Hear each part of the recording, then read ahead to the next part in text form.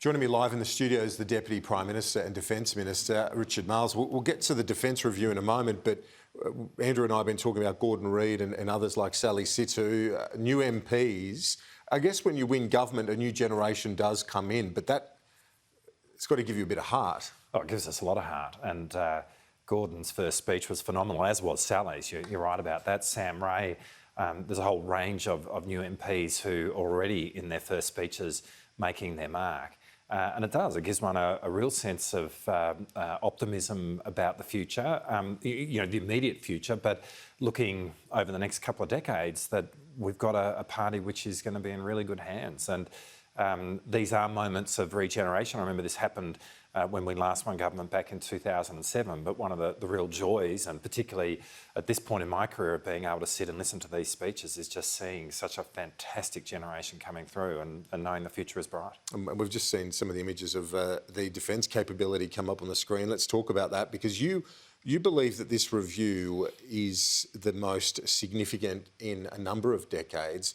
To drill it down in very basic terms, for those who might have just tuned in this afternoon, are you looking at expediting capability, so bring more new off-the-shelf capability rather than the very complex and long processes associated with defence acquisitions? I think it's about having a look at the process of defence acquisitions. That is an important issue to have regard to, but it's really trying to ask the very biggest questions, the foundational questions about what is the Defence Force for and what does it seek to do for our nation given the strategic circumstances that we face. And really that's the starting point. Since 1986, and I've compared this with the review that was done by Paul Dibb, the Dibb review back then, which was a seminal piece of work which has underpinned strategic thought in this country for the last 35 years. An idea has been that if anybody means to do us harm, we'll be given a 10-year warning. In 2020, with the Defence Strategic Update, for the first time, we've observed that we're within that 10-year window. Now, that's a momentous observation to make, and one which we agree with. Well, given that, what are we going to do? Like, as a nation, what are we going to do? And it's really answering that question, which is the work of the Defence Strategic Review. And so it's looking at our posture, it's looking at the kind of equipment that we bring to bear in our warfighting. It's really, though, asking, I think, the most foundational questions about how does our Defence Force keep us safe in these circumstances? Well, on that timeline you talk about, so within that decade, that 10-year period of concern on the geopolitical, our strategic front. So then these acquisitions that are 15, 20, 30 years down the track, they're almost redundant in some respects, because the real concern is within the decade. So I guess I go back to that point. Yeah. Are you looking at trying to expedite our capability, things like more missiles and so on? Well, I think missiles are important. So I don't want to preempt the review, but it's a really good question, and missiles are going to be really important. I mean, at its most basic, we need projection and we need lethality, and we need to be able to give that to provide a potent Defence Force. And you're right, 20, 30 years from now, but 10 years from now, or within the 10-year window. And so those longer-term capabilities are not redundant. We will face challenges over that period of time as well, of course, but the point now is we are within the 10-year window, and you're right to say, well, what does that mean in terms of what we're doing to improve the potency of the Australian Defence Force over that period of time? And really that's what we want the review to look at, which is why in turn we want this to be a high level review. We want them to do it quickly. We're asking them to report in the first part of next year. But I think this is going to be a critically important review, which not only informs us over the next decade, but I think will actually set strategic thought going for the next for decades hence. Do you have some programs in mind? I know you've spent a lot of time there at Defence Headquarters in Russell already. Have you already got some programs in mind that you think, okay, they could be scrapped and make our posture and our resources more relevant to the threats we face now? It's more thinking about actually what assets we might need. what other acquisitions that we might need. And I mean, inherent in your question is the obvious point that these are questions of priority. And again, that's what we want the review to have a really good look at. But you know, I think there are capabilities that are being developed right now, which we need to make sure that we have if we are going to have the kind of potent defence force which can keep us safe in the next decade and beyond. Has our defence policy been hijacked too often in our political debate by industry concerns, by workforce concerns, by union demands, by political demands? Like in Adelaide, for example, I know there's a huge political capital in trying to ensure defence jobs. Has our strategic focus been distracted by all of that? Well, I think what's important is that strategic concerns and clarity of strategic thought, strategic rationale, it has to be what guides the decisions that we make and industry follows. One of the criticisms that we made of the former government in terms of defence industry, and we are a huge supporter of defence industry, we think it's actually really important for the nation, was that they did not underpin it with any strategic rationale. Defence industry is not a proxy for an industry policy more broadly. We have one of them as well. But what you need in this space is to make sure that there is a clarity of strategic thought, and that guides what we do, and industry follows. Now, as it turns out, I think when we're talking about, for example, a future nuclear-powered submarine, we're going to have to develop the capability to build submarines of that kind in Australia. I mean, that is clear, because we actually need to expand the industrial base across the United States, the United Kingdom and our country in order to have these in a timely way.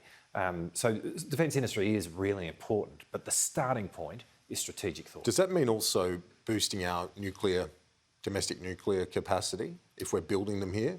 It means making sure that we have a nuclear mindset.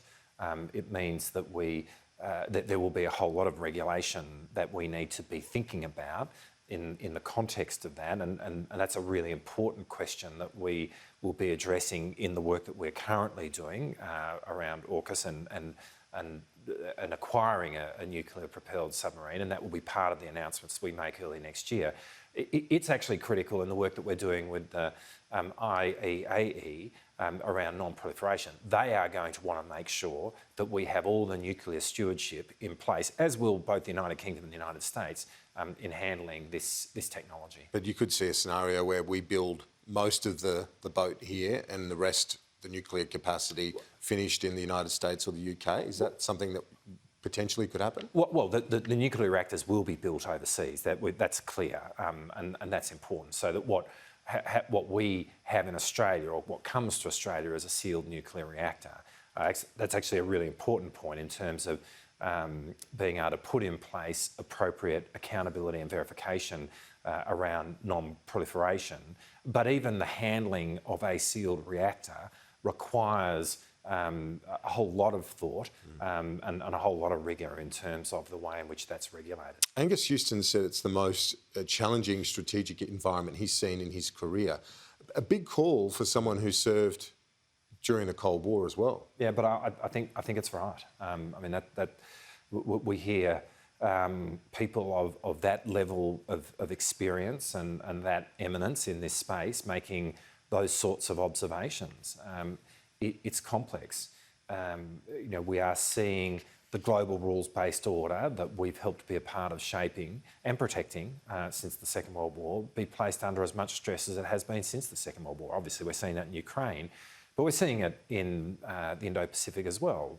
UN Convention on the Law of the Sea, freedom of navigation in the South China Sea, for example. And that's not an esoteric idea. That's where most of our trade goes. And so our national interest is completely tied up in that. And as China seeks to shape the world around it in a way that we've not really seen before, that does present challenges to us, which are complex because China, not least because China is our largest trading partner. So navigating our way through all of this is very complex, and getting the hard power equation right is the fundamental first step in terms of building our strategic space so that we can make our way in the world, both in terms of trade and diplomacy. While you were announcing that review, we saw pictures coming in from Taiwan of Nancy Pelosi being welcomed there. Kevin Rudd has said that it was a mistake, basically, for her to make that visit, that it's not in the interests of Taiwan, because, of course, it's prompted already a reaction from China, which looks like it's not going to last a few days, but over months. What was your view on Pelosi's visit? Well, ultimately, this is a matter for both the United States and for Taiwan. I think what's important to say on behalf of the Australian government is that we do not support any unilateral changes to the status quo across the Taiwan Strait. What that means is that we support the one China policy, which has been supported by every government in this country of both political persuasions since the 1970s. And what you'll get from us is a very calm and measured response to this. We're obviously monitoring the circumstances very closely, but the fundamental principle is we do not support changes to the status quo. I see some analysts online talking about this as the fourth Taiwan Straits crisis precipitated by the visit by Nancy Pelosi. It was avoidable, wasn't it? Well, again, it's really a matter for Taiwan and for the United States. For our part, we maintain our position, which is unchanged, around no unilateral change to the status quo. And we will continue to monitor the circumstances. We will do it in a calm and measured way. That's the way we're going to go about our engagement with the world.